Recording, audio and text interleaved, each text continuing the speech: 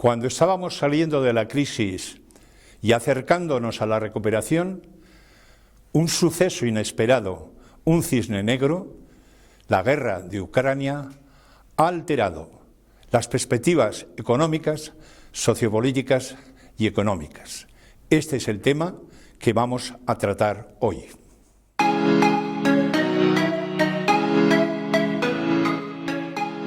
Cuando estábamos saliendo de la crisis y ya alcanzando la recuperación, un suceso inesperado, la decisión de Putin de invadir Ucrania, una guerra en el corazón de Europa, ha alterado nuestras expectativas, tanto económicas, políticas como geopolíticas.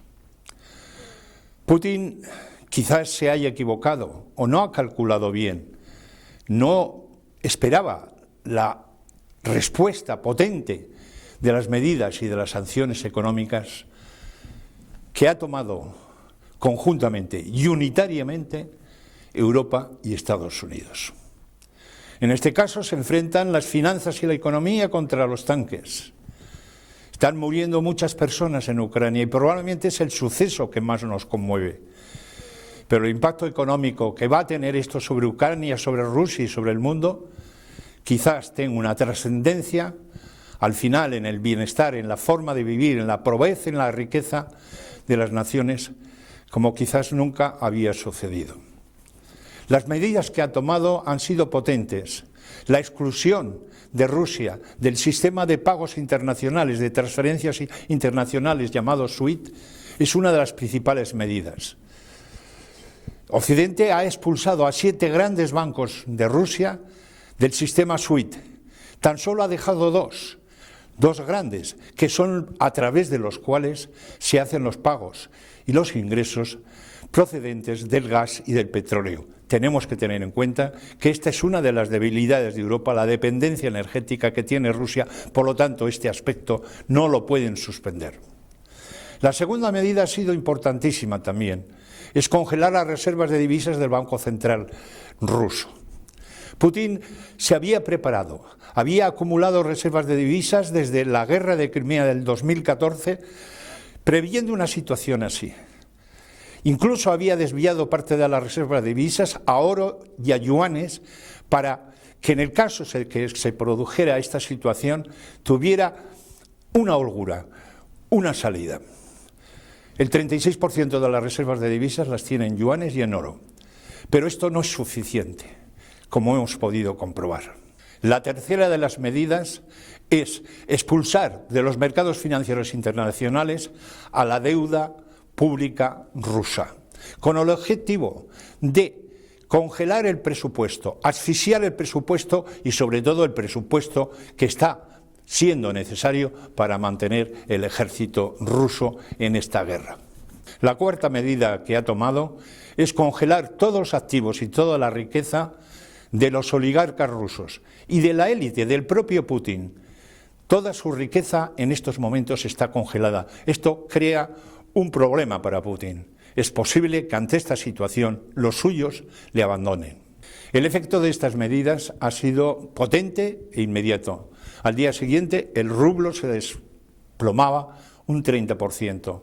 Y ha continuado la caída durante los próximos días. Pero esto no es lo más importante, es que ha habido un inicio de una fuga, una huida de capitales y además muchas multinacionales están, por razones de prestigio o por razones de operatividad, están abandonando día tras otro petroleras, financieras, a Rusia. Por lo tanto, la situación para Putin es una situación delicada, comprometida, de asfixia. ¿Cuáles son las reacciones? ¿Cuál es la reacción que ha tenido el gobierno ruso ante esto? Lo primero ha sido subir los tipos de interés. Ha sido una subida impresionante. Ya lo había subido anteriormente hasta el 9,5%, ahora lo ha duplicado hasta el 20%. El objetivo de esta medida está clara. ¿Qué pretende Putin? Que retraer, frenar esta salida de capitales, crear atractivos para que los capitales no abandonen Rusia. Pero esto tiene un problema, y es que con tipos de interés al 20%, la economía rusa se va a asfixiar, el consumo va a caer, la inversión va a caer, y al mismo tiempo la recuperación que estaban iniciando se va a suspender, pueden entrar en una recesión. La salida de capitales está creando graves problemas de financiación y está repercutiendo en el sistema bancario. ¿Qué es lo que ha hecho Putin para frenar esta salida de capitales? Pues concretamente ha obligado a las empresas exportadoras a que el 80% de sus ingresos lo conviertan de divisas a rublos. Y también ha prohibido a las agencias y a los brokers realizar activos en rublos. Con todo esto va a frenar un poco, pero no va a evitar la sangría de liquidez que va a tener en estos momentos y que está teniendo en estos momentos Rusia. El sistema bancario también se está resintiendo. Estamos viendo a través de las televisiones las colas interminables de rusos que para proteger sus ahorros o por hacerse con efectivo acuden a sus bancos. Ha habido momentos en que verdaderamente esta liquidez en los cajeros se ha empezado. No me extrañaría que en las próximas semanas asistiéramos a un corralito financiero en Rusia. En definitiva, las medidas que está tomando Putin para defenderse no son suficientes. Él lo había planeado esto, pero no había tenido en cuenta, no había calculado bien la potencia de las medidas. En los próximos días, por lo tanto, podríamos asistir a un colapso bancario y financiero de Rusia. ¿Qué repercusiones está teniendo la guerra de Ucrania en el resto del mundo? Pues bastantes. Concretamente lo que está haciendo es recrudecer los problemas heredados de la anterior crisis, de la pandemia. Anteriormente estábamos con problemas fundamentalmente de desaceleración del crecimiento y de enraizamiento, de enquistamiento de la inflación, como consecuencia de la subida de los precios de la energía y de las materias primas, agravado por una situación de estrangulamiento, de ruptura de las cadenas de suministro que no acababa de arreglarse. La guerra de Ucrania lo que hace es recrudecer, intensificar y retrasar la recuperación. Concretamente en estos momentos está el precio del petróleo disparado. Podría llegar a $120 el barril del Brent en los próximos días. El gas se ha disparado más de un 30%.